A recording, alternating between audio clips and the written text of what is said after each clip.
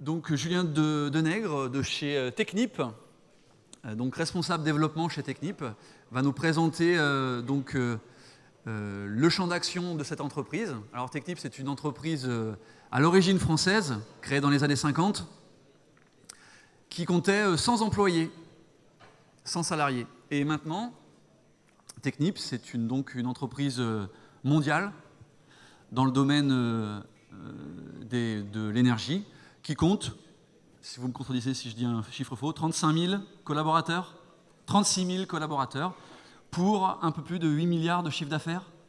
Je suis bon. Donc, je vous laisse la parole pour votre présentation.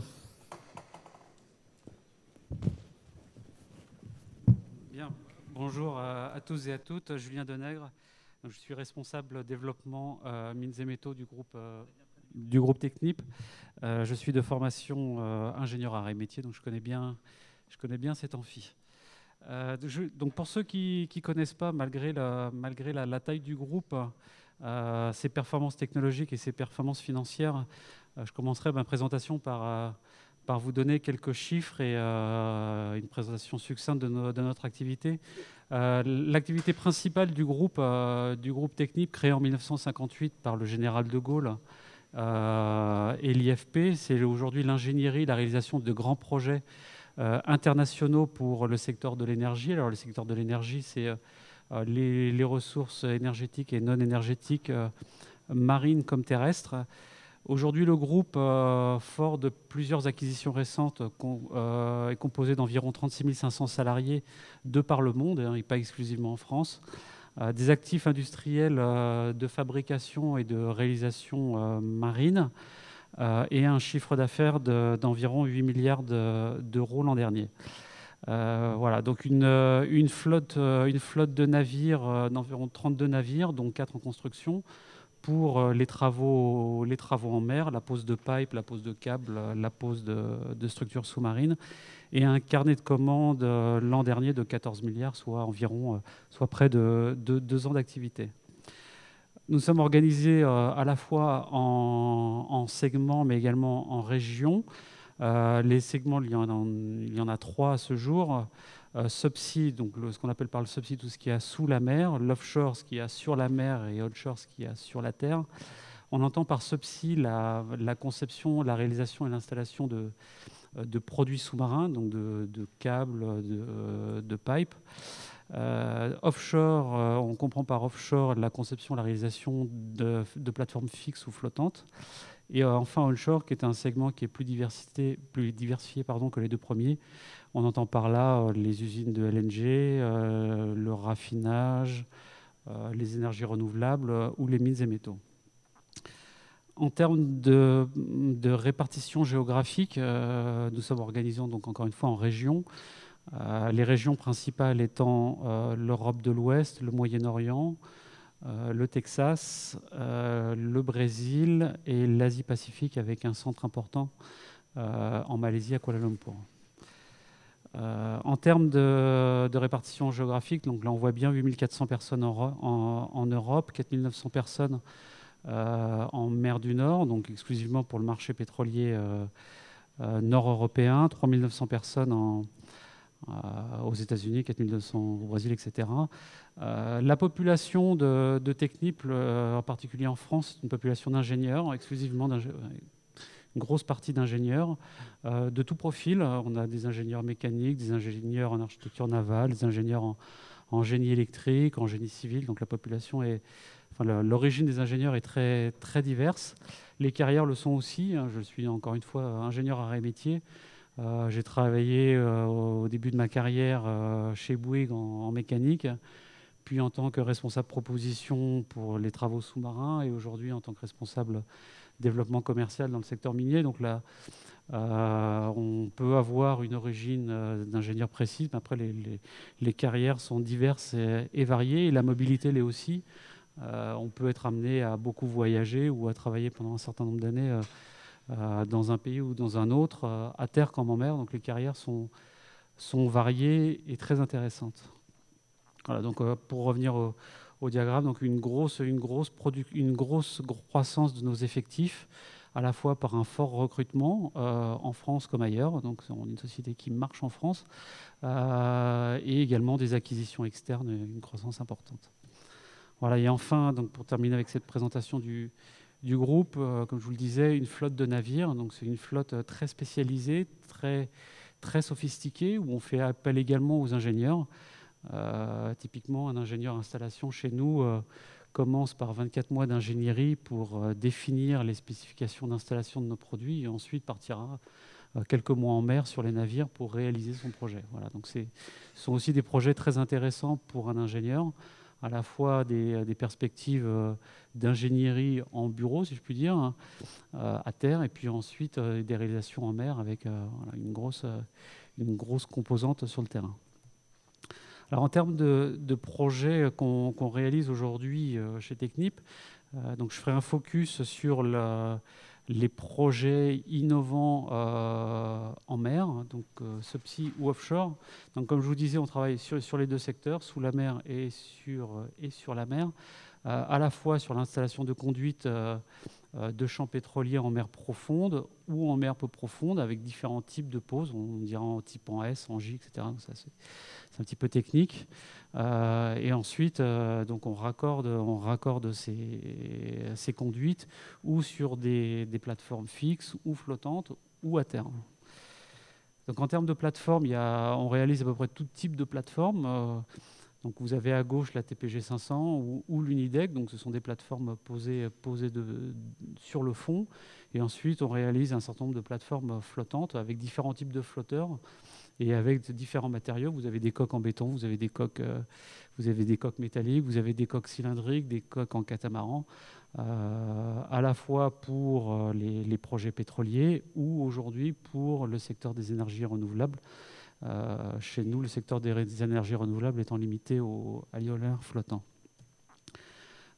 Nous sommes également leaders en réalisation des plateformes SPAR. Alors la SPAR, c'est ce qu'on voit ici. Pour faire simple, c'est un grand bouchon métallique de plusieurs centaines de mètres de haut qu'on fabrique dans nos chantiers navals aux États-Unis ou en Finlande. Et une fois installé le bouchon et ancré sur le fond et raccordé au fond, on vient poser le pont par-dessus. Alors c'est un ou plusieurs ponts, 1000 ou plusieurs milliers de tonnes de structure. Et aujourd'hui, Technip est un acteur reconnu, leader sur le marché des SPAR. Le marché des SPAR étant très orienté pour le golfe du Mexique, compte tenu des conditions de mer dans cette région du globe. Une nouvelle application aujourd'hui pour nous qui est une référence. Nous sommes la première ingénierie mondiale à réaliser ce genre d'objet. Ce sont les unités de LNG flottantes.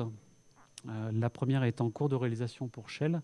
C'est le projet Prélude au nord-ouest de l'Australie. Ce sera le plus gros objet flottant jamais réalisé dans l'histoire de l'humanité, avec une coque de 488 mètres de long et 60 mètres de large. Donc ce sera une véritable référence. Et aujourd'hui, c'est un exemple de transfert de technologie pétrolière vers le secteur du LNG et une véritable solution innovante pour éviter des terminaux terrestres en mettant justement tous les équipements de liquéfaction du gaz et de son export sur une coque flottante. Une autre application intéressante, c'est ce que je vous disais tout à l'heure, ce sont les énergies renouvelables qui est pour nous, comme le FLNG, un axe de diversification de nos activités, mais aussi de mise en valeur de notre savoir-faire offshore. On a, en 2009, sur le projet iWind qu'on voit à gauche, réutilisé la technologie SPAR, dont je vous parlais tout à l'heure, pour installer une éolienne par mer profonde. Donc c'est ni plus ni moins qu'un flotteur SPAR sur lequel on aura mis une turbine et qu'on aura ancré par 800 mètres d'eau. Donc c'est une première mondiale. Et aujourd'hui, fort de notre savoir-faire, Technip s'est vu attribuer l'an dernier un des 4 parcs éoliens français dans la région de Saint-Brieuc, en association avec le français Areva et Iberdrola. Donc ça, c'est un nouveau marché pour nous et c'est aussi une façon, encore une fois, de vendre nos compétences, pas seulement pour nos clients pétroliers, mais pour de nouveaux clients auxquels on n'était pas habitués. Une autre façon de nous mettre en valeur, c'est Ça fait suite malheureusement à un accident grave dans le golfe du Mexique. Vous avez tous entendu parler de la catastrophe de Deepwater Horizon dans le golfe du Mexique en 2011. C'était donc l'explosion d'une plateforme de forage dans le golfe du Mexique suite à une mauvaise manip, on dira, sur une tête de puits. Ça a été malheureusement une pollution effroyable et la mort de 11 opérateurs pour Transocéan. Donc une catastrophe humaine et une catastrophe écologique. Donc on a été sollicité par un groupement d'opérateurs pétroliers, entre autres Chevron, Shell, BP ou BHP, pour imaginer, concevoir et réaliser un système de captage de brut par mer profonde et de sécurisation de ces têtes de puits en cas d'accident ou en cas de fuite ou de mauvaise manip humaine. Voilà. Donc on travaille là-dessus. Pourquoi on a été approché, c'est qu'on connaît bien cette région du golfe du Mexique. On a des bateaux en permanence affectés sur cette région. Très souvent, les puits pétroliers dans cette région sont très profonds.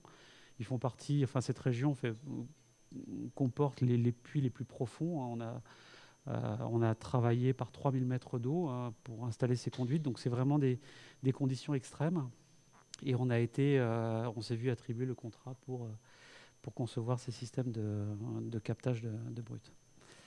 Le dernier exemple que je prendrai ici de transfert de savoir-faire, sont les exploitations de ressources minérales en grande profondeur. On constate aujourd'hui un grand nombre de projets d'exploration puis d'exploitation de ces ressources minérales. Alors on a tous entendu parler des fameux nodules, les nodules on parlait dans les années 70-80, qui sont toujours du domaine de la science-fiction, je dirais, mais enfin on ne sait jamais, il faut toujours être visionnaire. Néanmoins, il y a quand même des projets soutenus ou bien par des États comme la Chine, le Japon, la Corée ou la France, ou des projets soutenus par des industriels, des miniers australiens, canadiens, sud-africains, pour la mise en valeur de ces ressources dans les eaux nationales ou dans les eaux internationales. Voilà. Donc fort de notre savoir-faire, encore une fois, en conception de solutions en milieu extrême, nous travaillons avec un certain nombre d'acteurs australiens, japonais ou français, voilà, pour imaginer non pas des outils d'exploration, mais des outils d'exploitation de ces nouvelles ressources. Voilà.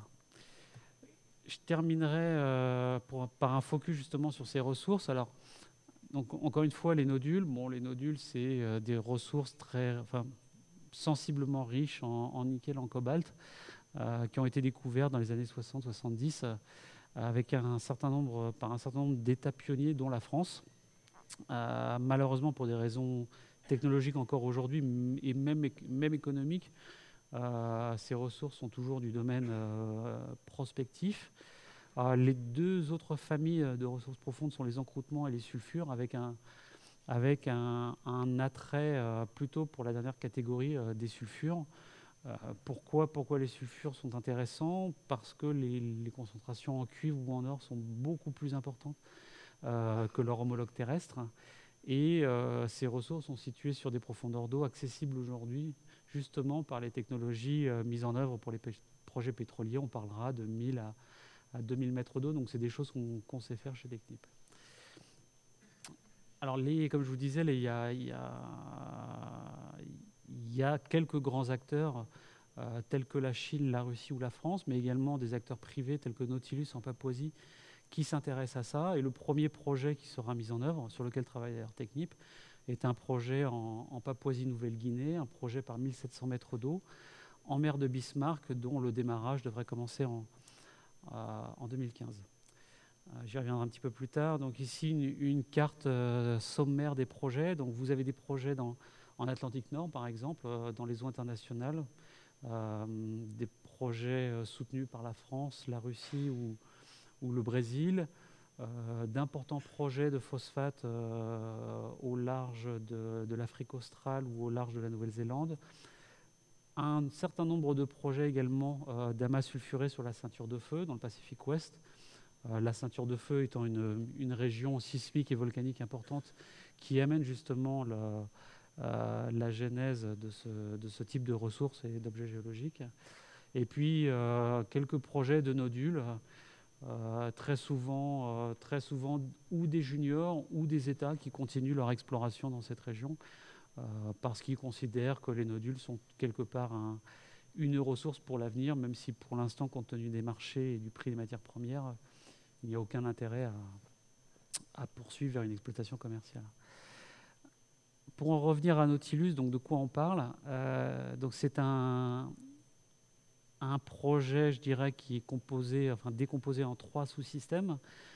Sur le fond, vous avez des engins d'excavation. Donc là, on voit le petit tracteur en bas à droite. Néanmoins, chaque tracteur fait environ 250 tonnes. Ce sont des outils qui sont dérivés des engins de tranchage utilisés pour le pétrole. Ensuite, vous avez une liaison fond-surface, on appellera ça un riser. Liaison fond-surface qui vous amènera le produit, la roche concassée depuis ces engins d'extraction vers le bateau. Et puis le dernier sous-système, c'est le bateau lui-même, qui, je dirais, le sous-système le plus simple et le plus maîtrisé à ce jour, parce que c'est simplement un bateau à positionnement dynamique. Sa seule particularité sera sa taille, hein. C'est des gros bateaux, plus de 200 mètres. Positionnement dynamique, bon, ça c'est encore des choses qu'on maîtrise, avec tout ce qui va bien en termes de manutention, de traitement du minerai ou de transshipment pour évacuer le minerai ensuite vers les marchés extérieurs. Pour terminer par une note un petit peu franco-française, Technip c'est un groupe français, on marche en France, on recrute en France, notre siège est en France et on paye nos impôts en France. Oui, on n'a pas honte de le dire. On soutient également certaines initiatives franco-françaises. Je vous parlais de l'éolien, mais on parle également du minier sous-marin. Pourquoi on s'intéresse à ça? Parce qu'en France, on a des compétences technologiques, Technip en fait partie. On a des chantiers navals, on a parlé d'STX dans la presse il n'y a pas très longtemps, mais STX comme des CNS ce sont de beaux chantiers navals avec des compétences technologiques qui sont aussi bonnes que celles de la Corée du Sud ou du Japon.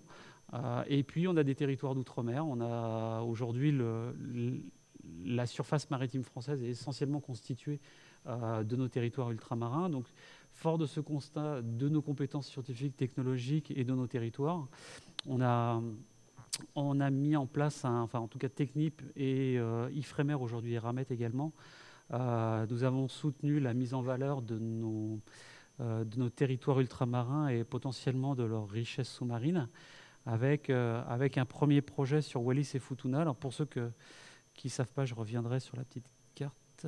Wallis et Futuna, c'est à l'est de l'Australie, au-dessus de la Nouvelle-Zélande. Il y a un tout petit carré qu'on voit sur ma carte. Je ne sais pas si vous voyez. Wallis et Futuna, c'est un des plus petits territoires ultramarins français. C'est 12 000 habitants.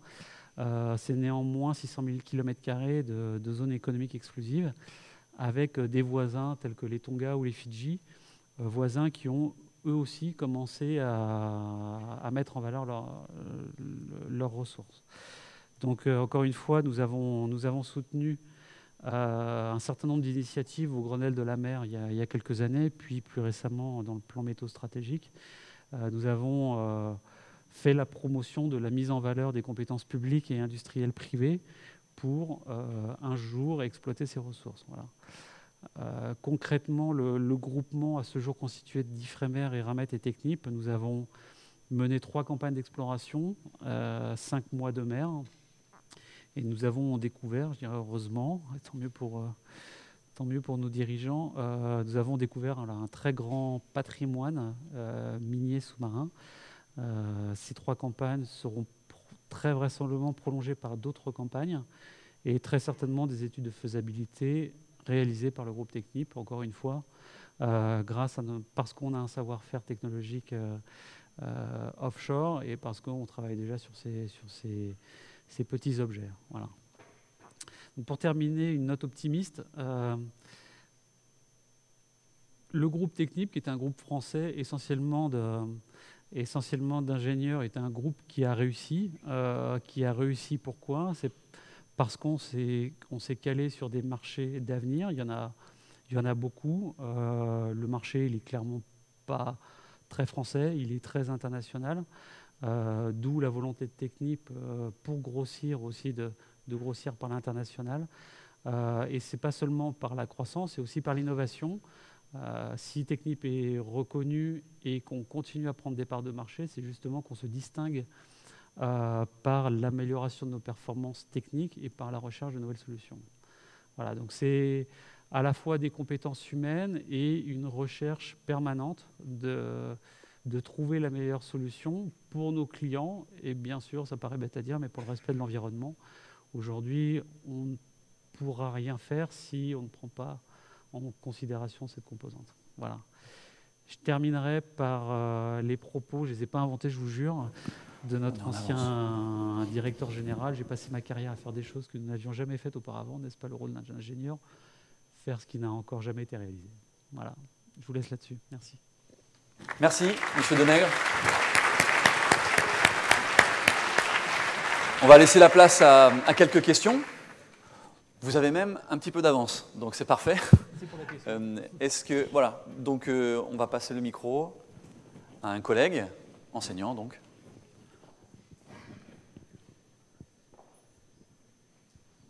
Bonjour, j'ai peut-être deux questions. La première, c'est est-ce que vous pouvez nous donner quelques informations sur les techniques qui permettent d'identifier les capacités du sol telles qu'on vient de les voir à Wallis et Futuna, peut-être là-dessus, à ces techniques. Et la deuxième, je voulais savoir ce que faisait un Business Development Manager.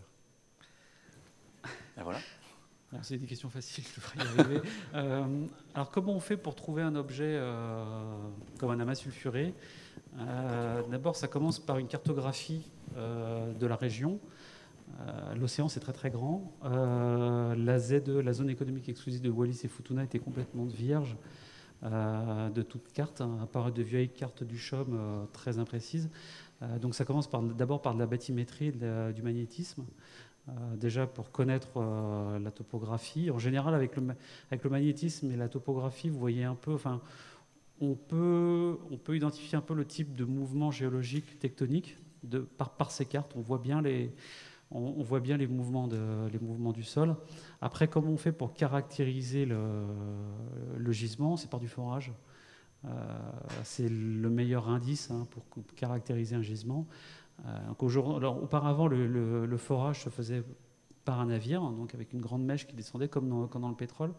Aujourd'hui, les technologies qui sont mises en œuvre, c'est plutôt un robot, enfin une technique robot sous-marin qui amène la tige à même le fond. Donc le robot est piloté à partir du bateau, mais le robot est posé sur le fond et on fore à partir du fond. Et on remonte les carottes ensuite à la surface.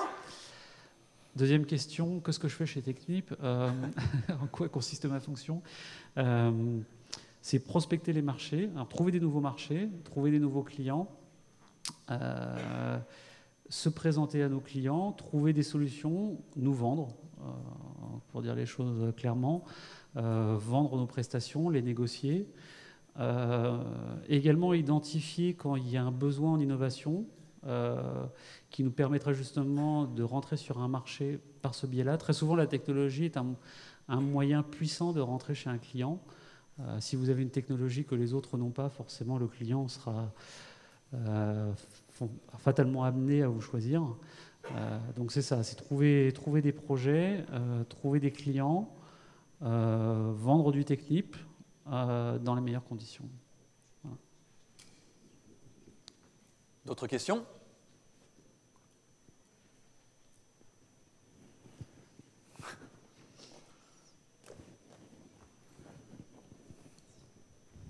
Merci. J'ai vu une image où il y avait un bateau, il y avait un câble, il y avait une bébête au fond de l'eau. Vous pouvez nous expliquer plus comment ça se passe pour faire fonctionner l'ensemble? Qui fait quoi? Comment fait-on pour gratter au sol? Voilà, c'est là. À quoi servent ces machines? Comment les amène-t-on au sol? Comment les remonte-t-on éventuellement? Et puis comment prélève-t-on ce qu'il y a au fond de la mer et l'amène-t-on vers le bateau et ainsi que l'amène-t-on sur le continent? Alors, comment on la déploie? On voit sur le bateau, vous avez des portiques. Donc, les machines sont déployées par le portique avec des câbles. Donc, vous imaginez bien qu'avec une machine de 250 tonnes sur 1700 mètres d'eau, le poids du câble est plus lourd que le poids de la machine elle-même, mais elles sont déployées par câble. Elles sont pilotées depuis la surface. 1700 mètres d'eau, évidemment, on ne met pas un plongeur en 1700 mètres d'eau. Donc elles sont complètement pilotées. Alors comment elles sont pilotées? Elles sont non pas pilotées par vidéo, c'est-à-dire que le pilote voit ce qu'il fait par une image réelle. Ce qu'on fait souvent, c'est qu'on prépare une image 3 dimensions du sol et on replace dans un espèce de jeu vidéo votre engin dans cette carte 3D. Donc le pilote voit dans ce jeu vidéo sa machine et où il se situe dans le site. Voilà. Alors, ce qu'on fait néanmoins au préalable, c'est qu'on fait un plan minier, comme on fait un plan minier en terrestre. C'est-à-dire qu'on dit, bon, on va commencer telle machine par tel endroit, on va faire des terrasses. Enfin, dans ce cas-là, c'est des terrasses. On va commencer la terrasse par tel engin, et ensuite on va descendre moyennant telle circulation et telle opération d'extraction. Là, on est sur les machines que vous voyez, outre le fait qu'elles soient pilotées, robotisées et marinisées, ce sont ni plus ni moins que des engins de terrassement terrestre. Ceux que vous voyez pour arracher votre bitume en bas de chez vous, c'est pareil, c'est la même chose, à ceci près qu'elles sont grosses et pilotées depuis la surface. Voilà. Mais c'est très proche. Encore le temps pour une ou deux questions. Oui, alors 2 questions, juste voilà, derrière. Bonjour. Votre plus gros bateau du monde, où sera-t-il construit? Alors, il a commencé en Chine et il a fini en Norvège. Il est construit? Il est en train d'être testé. Mais c'est STX qui le fait. STX. Ouais. Autre question derrière?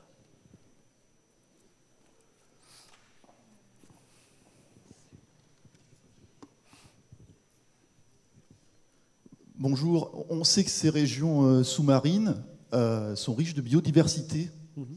Comment est-ce que vous vous assurez qu'en allant gratouiller avec vos machines, vous ne détruisez pas des espèces rarissimes ou des choses comme ça?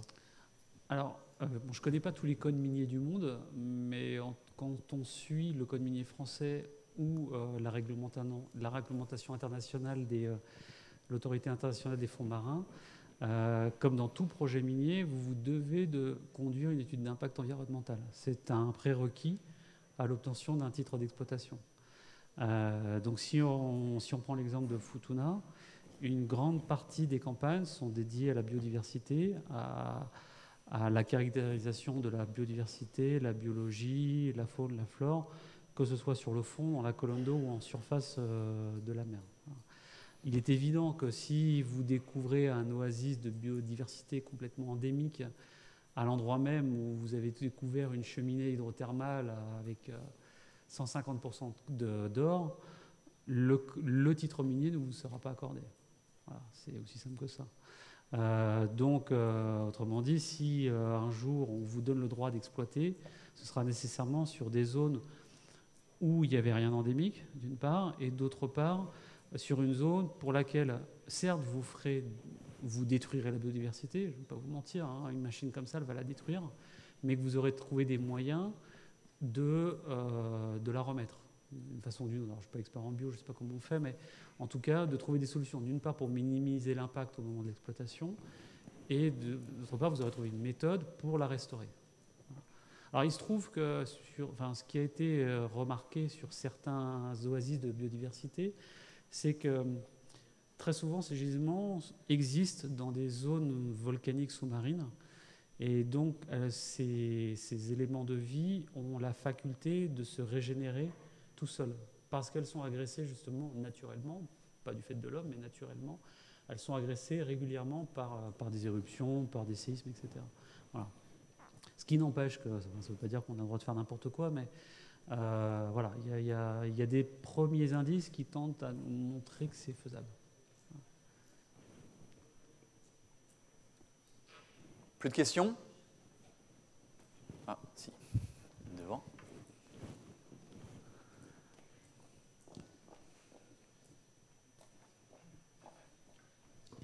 Bonjour.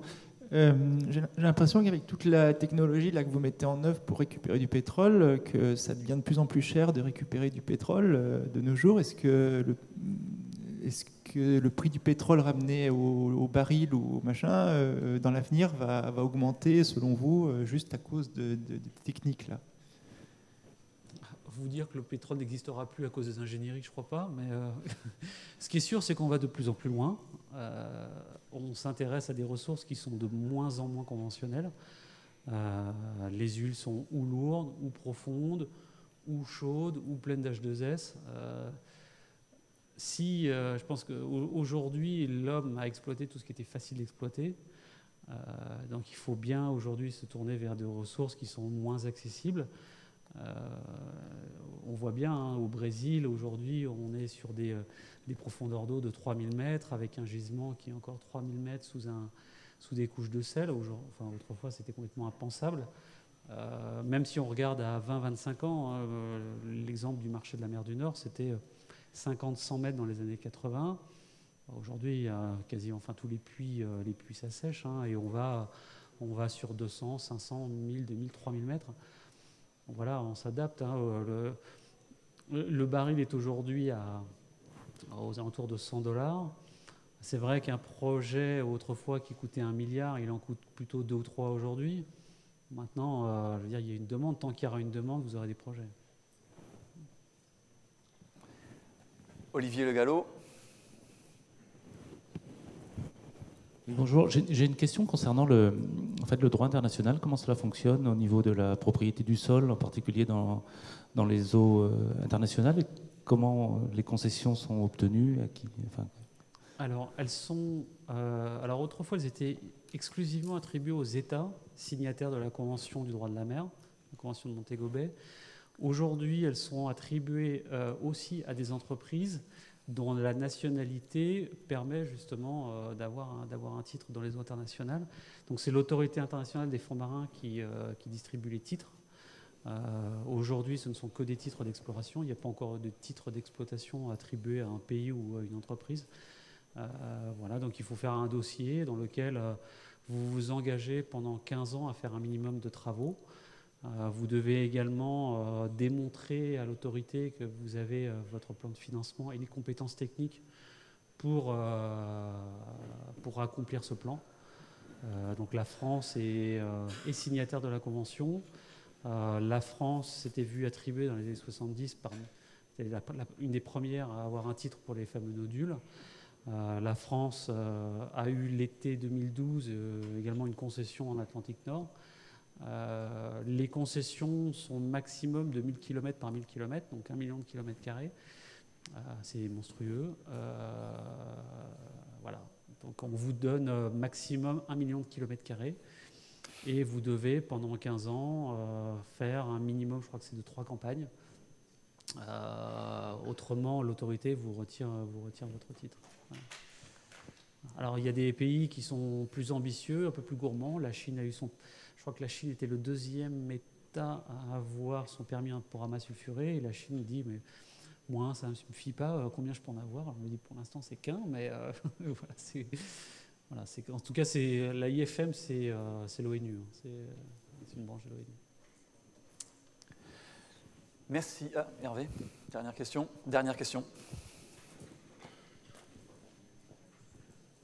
Oui, dernière question. Je reviens sur cette petite machine au fond de la mer parce que je viens de m'apercevoir qu'il y a un homme à côté là, sur l'image, ce qui donne sa taille. C'est en atelier. D'accord. Un prototype. Et je me dis que ça doit coûter un peu cher tout cela. À quel point c'est rentable votre activité? Vous parliez tout à l'heure de prendre dans l'océan de l'or, c'est cela? Voilà, vous avez quelques chiffres de rentabilité je découvre qu'on peut prendre de l'or sous l'océan. Ouais. Alors, il y a plusieurs critères qui rentrent en compte pour le calcul de sa rentabilité. La première raison pour laquelle c'est rentable, c'est que tous vos équipements, ici offshore, sont redéployables. C'est-à-dire qu'une fois que vous avez terminé l'exploitation sur un site, vous pouvez réutiliser votre bateau, votre conduite, vos robots sur le site suivant. Ce qui n'est pas le cas d'une mine terrestre. Une mine terrestre, aujourd'hui, une fois que votre mine est terminée, vous avez exploité le gisement, la mine, elle reste là. Enfin, les équipements, les buildings, etc., tout ça, ça reste en place. Donc ça, c'est la première raison. La deuxième raison, c'est que les gisements terrestres aujourd'hui, pour peu qu'on recherche ceux qui sont un peu riches, sont dans des régions inaccessibles. Enfin, je parle au niveau terrestre. Donc un grand projet minier, il nécessitera des voies ferrées, des routes, peut-être un port. Donc c'est tout de suite des investissements qui se chiffrent en milliards. Là, pour le cas de Nautilus, on est sur un investissement pour la partie offshore qui n'est que, entre guillemets, de 400 millions de dollars. Pour vous donner un ordre d'idée, alors un grand projet minier, si je prends le projet de Rio Tinto de fer en Guinée-Conakry, c'est 14 milliards de dollars. Avec une rentabilité, enfin avec un retour peut-être de 10 ans. Ici, le retour, c'est de 3 ans. Alors, c'est des productions plus petites. On n'est pas sur un open pit de 20 km de long, 400 mètres de profondeur, 10 km de large. Hein. C'est des petits gisements. Néanmoins, il y en a beaucoup. Donc, c'est plein de petites tâches comme ça, sur lesquelles vous pouvez redéployer votre investissement à chaque fois. Voilà. Donc, il n'est pas perdu. Il est remobilisable. Alors, pas à l'infini, parce que bon, les équipements s'usent, hein, il y a quand même de la maintenance. Mais n'empêche que votre bateau, le bateau, il reste là. Merci, Monsieur Denègre. Merci beaucoup. On va encore vous applaudir. Merci d'avoir pris du temps pour venir aux Journées de l'UBSTI. Alors,